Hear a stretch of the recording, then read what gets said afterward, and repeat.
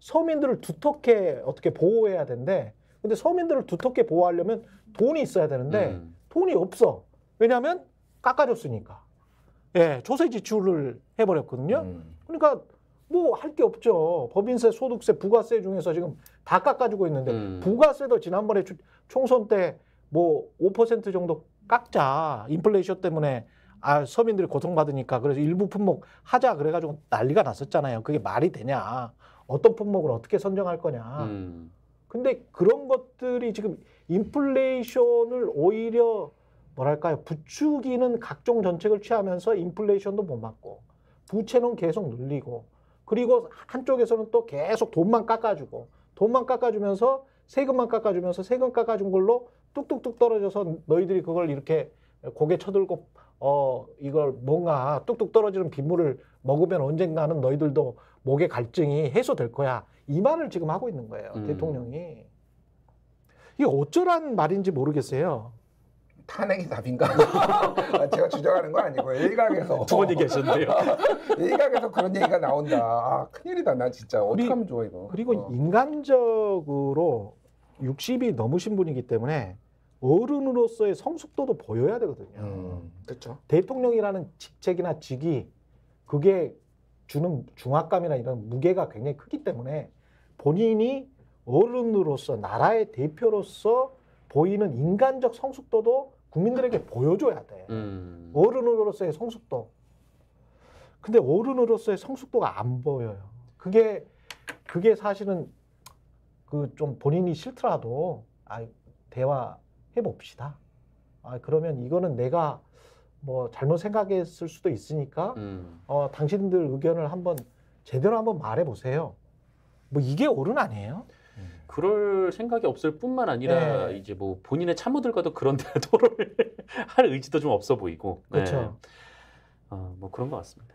여당도 지금 등을 돌리는 것 같은 분위기는 있습니다. 여당 일부에서도. 뭐 이제 공식적으로 어제 뭐 대변인 논평 나온 거는 이제 민생을 챙기겠다라는 대통령의 어떤 기조에 대해서는 뭐 이렇게 찬성하고 뭐 그런 게 나왔는데, 이제 언론들의 이제 익명으로 나왔던 뭐 여당 중진 의원들 뭐 이런 얘기들 들어보면은 어제에서 굉장히 좀 전체적으로 여당에서도 절망감 같은 거를 느꼈다라는 게 나와요. 뭐 한겨레 기사 제목 같은 경우에는 국민의힘에서도 국민을 그렇게 대하면 안 돼. 그래서 여당 중진, 영남 중진 의원의 말을 빌려서 그렇게 했다라는 거예요. 그러니까 전체적으로 굉장히 안 좋아요. 그러니까 여당, 그러니까 뭐 제가 이제 가끔 방송에서 그런 얘기를 해요. 탈출은 지능순이라고.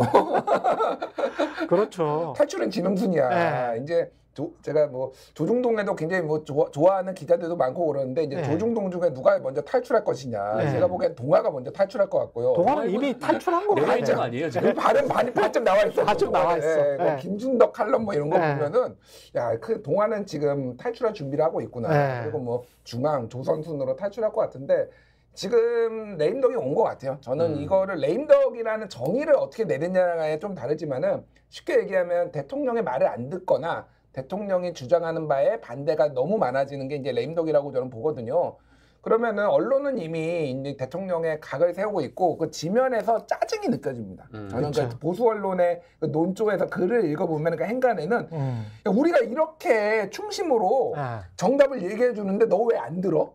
이렇게 그게 뭐 대기자, 뭐 논설실장, 뭐 그렇죠. 김대중 칼럼, 뭐 조선일보 김대중 칼럼에서 짜증이 막 묻어나는 게 이제 보여요. 정말 짜증 나겠다 이 생각이 드는데, 관료들은 지금 일 안 합니다. 관료들은 진짜 일 안 해요. 제가 그렇죠. 뭐 공무원들 얘기를 들어보면은 아무것도 안 한다라는 거예요 지금. 왜냐하면은 너무 많이 뒤집히고 뭔가에 막 휙휙 뒤집히면서 책임을 묻기 때문에 정확하게 이렇게 딱 지침이 오는 거 시키는 것만 딱 하지, 그렇죠. 더 이상 뭔가를 창의적으로 할 생각이 1도 없다라는 거예요. 윤석열 대통령이 이번에 선거 결과를 놓고 가장 이제 충격을 받았다라는 게 세종시 결과를 놓고 그렇죠. 충격을 받았다라는 거예요.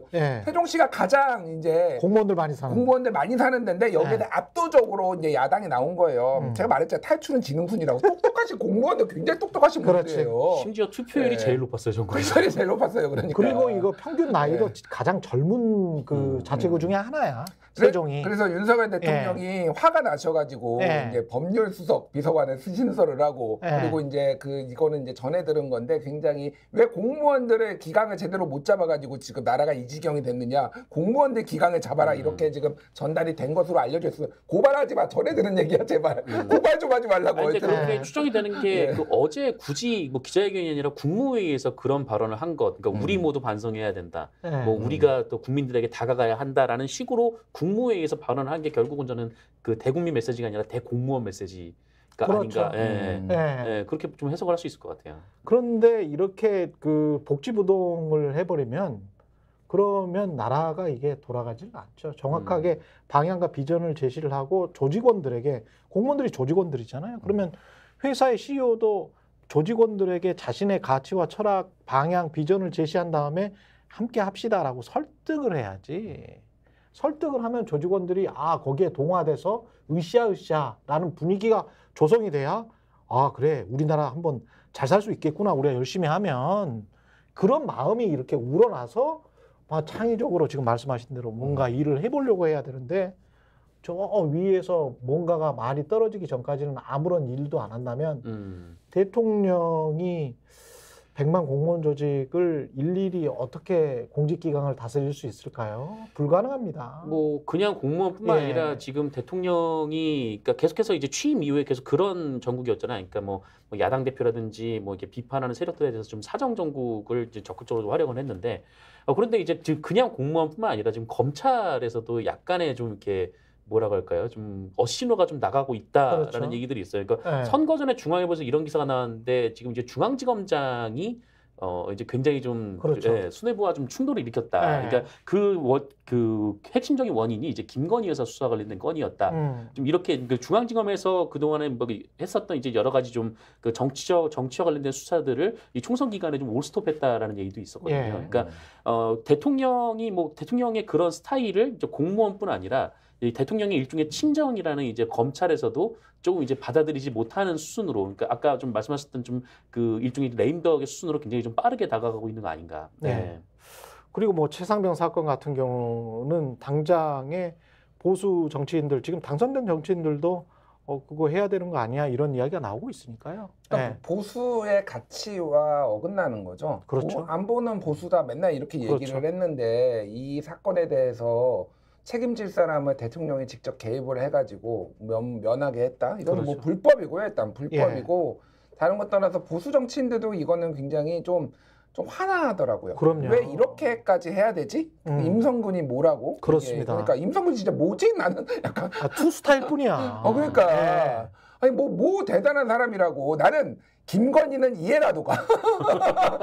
부인이니까. 부인이니까 가족이니까 뭐 그게 잘 됐다라는 게 아니라 네. 이해라도 가는데 네. 임성근이 뭐라고 임성근 하나 살리겠다고 나라를 이 지경으로 만들어? 그러니까요. 그러니까 정무적 감각이라고는 정말 없구나. 뭐 이 생각을 할 수밖에 없는 거죠. 네. 스픽스는 말하는 언론입니다. 대세는 유튜브, 그중에서 스픽스. 좋아요, 댓글, 구독, 알림 설정. 여러분이 저희를 사랑해 주시고 우리가 여러분을 사랑하는 4가지 방법입니다.